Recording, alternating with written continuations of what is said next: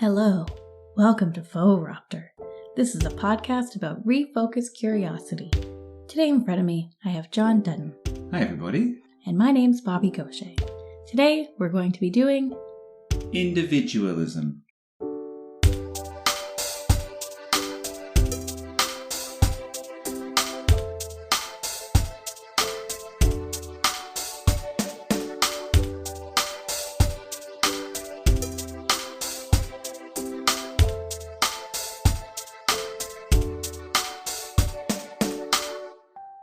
I used my serious voice for the intro. You did. Well, I guess a good example of it being individual. I guess. I don't know. And I'm not 100% sure what we're going to be talking about individualism. But let's do it first take. Let's just do it and see what happens, because it seems like there's something interesting there. Because it's not exactly it's not the same thing as being selfish or self-centered. Right, being individualistic and the general idea of individualism, it seems like something worth talking about. So go ahead. I think it's a very political idea. I think individualism is tied to politics because you have either communities or individuals, and you choose to function in those groups. So I think individualism has to do a lot with voting rights and less so to do with what you choose to wear in the morning. And because it's an ism, I kind of agree with what you're saying, because it seems like a general attitude towards something or general way of being, right? As opposed to, what would it be? Not communism, though. Kind of communism. Well, because if you look at, it's not collectivism would be the better one. Oh, okay. If you look at the last 2.5 years of our lives, we looked at individualism versus collectivism. True. Because you either chose to protect the people around you by wearing masks and washing your hands and not complaining and not going to the Capitol and saying, I don't have my individual rights. Individual rights don't exist in democracy. Yeah, that's true. That COVID it really did bring those ideas into the spotlight, right? We all had to think about that. No, but whether we wanted to or not. And I think it was very interesting that people chose individualism because that's not necessarily the way that society works, but we think it is. There's this very basic understanding that every individual has rights, but we have rights because we've come together as a collective to vote on those rights and to vote people in to make bills to secure rights. And that's not the same as having the individual right to go outside and be an asshole. And beyond all of that, any country, any nation, right, is by definition a bunch of people. It's not. Exactly. You've entered an agreement. Right. You literally have a constitution, whether it's written or not written or whatever it is, that is about everybody, not each individual person. But there seems to be a bit of an attitude among some people in this world where it's like it's all about me, this thing. It's about protecting me as opposed to protecting the entity, the state, exactly, or the country or the nation. And I think there's this huge misconception that individualism is something that rules the world, because it 100% absolutely is not. And that's because we are social animals in the first place? Is that what you're saying? No, it's because we have politics. Oh, it's because of the laws and constitutions and things that have been drawn up. Which every time you vote, you're consenting again to the democracy you live in or the communist state you live in. And because when you vote, you have an individual vote, but all that really matters is the chunk of votes. Exactly. You're voting in the collective. Right. And especially so in a system where there's parties, right? Because a party is a group of people by, again, definition. So there's a bunch of people who are real, like, individualists who nevertheless join political parties, which is kind of is that hypocritical? I don't know. I think in the last, 70 to 80 years, it's very difficult to even understand individualism, because without war and massive dysfunction, you kind of end up just with the status quo of politics. So the idea that recently a bunch of people who didn't really understand the politics that they interact with have called themselves individualists. Oh, right. This relates to a word that you hear that is spoken by certain people, which is sovereign. I'm like sovereign. Yeah. Right? Like I am the queen of me, basically, right? Yeah. And you're not. Right. I mean, you are to a certain extent. obviously, like I'm sure that you think that a woman has the right to the autonomy of her body. So she is kind of the queen of her in that sense, right? But in the United States, she no longer has that right. Right. So the very people, it seems like, who are all pro-individual rights are also against the individual rights of the people who want to get abortions, right? And as much as I'm pro having the right to health care, if you live in the United States right now, you do not have the right to get an abortion. Leave. You're in an agreement by living there. They're like, going back to the Greek system, there's a public sphere and a private sphere. In the private sphere, yes, you have your own individual rights. In the public sphere, you've agreed to consent to the rights that the public has agreed on. And right now, unfortunately, because of the people who are on the Supreme Court, publicly you don't have the right to be healthy. Yeah, I do find this idea of the sovereign me a kind of fantastical thing. It's like, I just imagine somebody like sitting on a little island with with their flag, with their face on it, right? Yeah. Then over there, there's another island with somebody else with their flag with their face on it, and it's just not like realistic in the slightest way, right? Because they're going to become friends and decide to make an island together, and they've entered a collective. Yeah, as soon as you do that. But even biologically, I mean, we are just social animals, so it's just purely psychologically, it makes no sense to think that you are.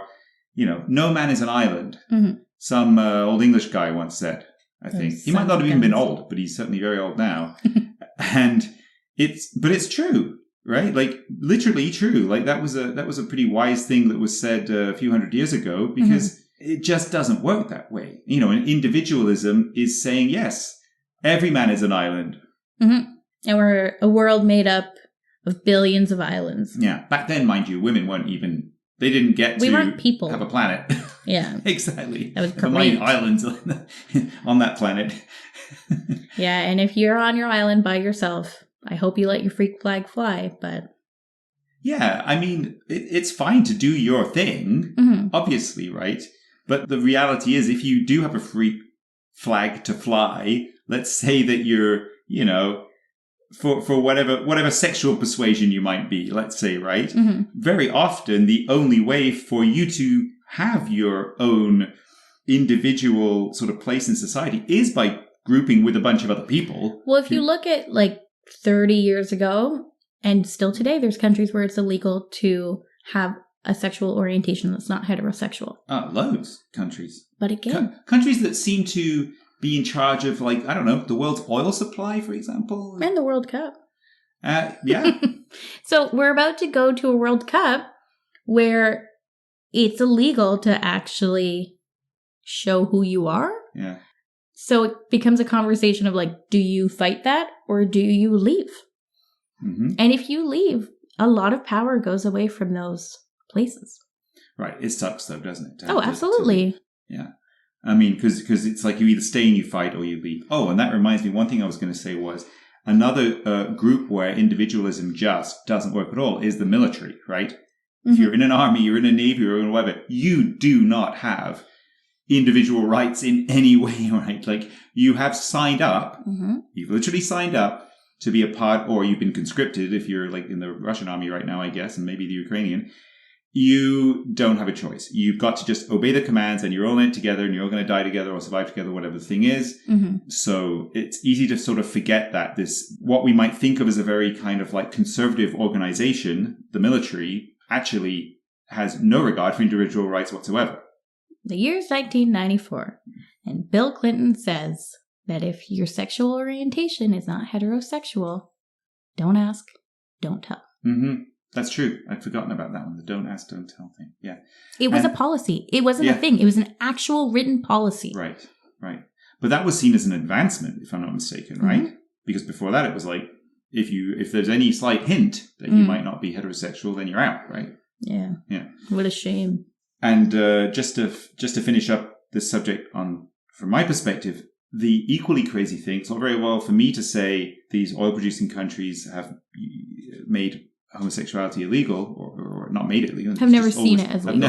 I've never seen it as legal. The country I was born in, when I was born, it was illegal too. Yeah. So sometimes, like, you just have to hope that these things people become a bit more aware, and even, things could go backwards, but even in the US, the advances made with regard to gay marriage has been amazing. And well, that's about to be under threat too. Yeah.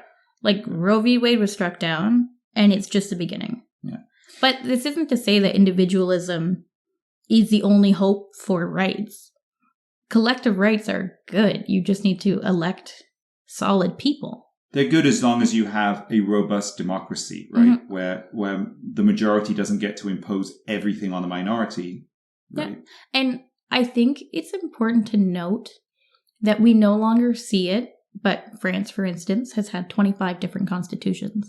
Constitutions can be changed. They are meant to be changed. Yes. There was for example, Second Amendment to the US Constitution that is unfortunately has caused a bit of bloodshed, let's just say, ever since it was amended. That's an understatement. But you see, yes, you're right. Constitutions can be amended and all this kind of thing, but ultimately, you still have to have agreements among people, not just individuals, right?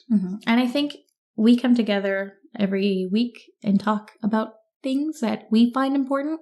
Maybe everybody else should be doing it too. That's true that we say that Fauxropter is about starting conversations, right? And that is extremely important, because if you have a conversation and it's not with somebody else, it's just with yourself, well, you're kind of crazy. So, But also, I think it's important that even if it's not a fun or easy conversation, or it becomes a little bit of an argument, it's still worth having. Absolutely. Because we all do live on a giant island called planet Earth, right? Together. So. Nope. All right.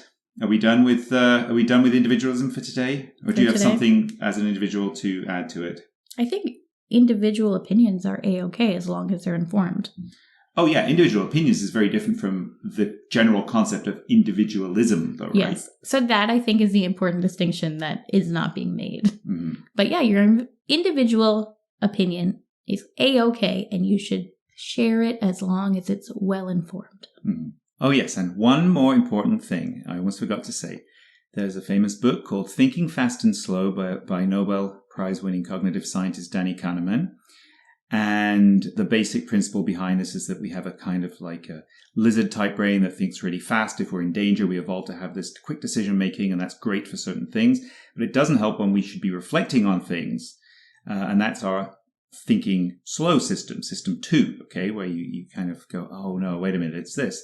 And there are a series of fairly quick kind of quiz questions that test system 1 and system 2, and most people, including like Ivy League graduates, get these wrong because they answer too quickly. You want to prove that you're super smart. Well, you just kind of can't help it. Like an example is, a bat and a ball together cost $1.10. The bat costs $1 more than the ball. How much does the ball cost? Okay. Now, most people say that the bat costs $1, and that's not right. No, the bat costs $1.05. And the ball costs 5 cents. Yeah. Exactly. But 17% of Ivy League students got that right. Yeah, because you want to answer as fast as possible. Well, it just seems, because it's obvious. It seems obvious, but that's your system 1 brain. That's your thinking fast brain. The reason I bring this up is that they've done many studies to show that when you put people in groups, they get these questions right something like 85% of the time instead of 17% of the time.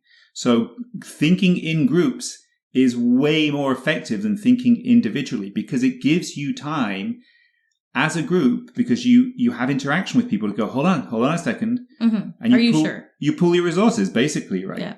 So that's why individualism has a lot of drawbacks. I'm a big, slow thinker. Yes, well, you thought slowly, quickly when you answered those. Oh, yeah. Crushed it. You got them all right. Suck it, Ivy League. Yeah. All right. So thank you, everybody, for listening. All of you collective individuals out there. Yeah. Good job being collective and individual. And send us in your suggestions for words and phrases for future episodes of Fauxropter to fauxropter@gmail.com. Any word you want. Really? Any word. Okay. If it's snacks, we'll do snacks. We'll see about that. Yeah.